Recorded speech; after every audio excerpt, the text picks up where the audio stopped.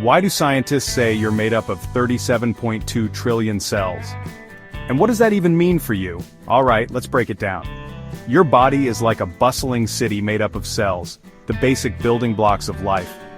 Think of cells as tiny protein-based robots, constantly working, eating, growing, and reacting to their environment. Inside each cell, millions of chemical reactions happen every single second. Mind-blowing, right? Now let's talk DNA, the blueprint of life. DNA carries all your genetic information and is key to evolution. Even viruses, which are just tiny bits of RNA, challenge our understanding of what it means to be alive. And get this, life on Earth includes a whopping 225 million cubic meters of biomass. Plus, the lines between living and non-living are blurrier than you think. Take mitochondria, for example.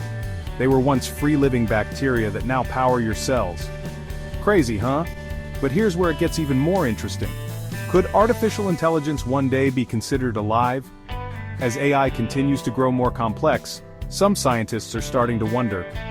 And don't even get us started on consciousness. Could life exist without it?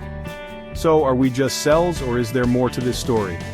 Science keeps pushing the boundaries of what we know, and the answers might surprise you. Stay curious, folks. Thanks for tuning in. Don't forget to like and subscribe for more mind-blowing science content. Catch you in the next one.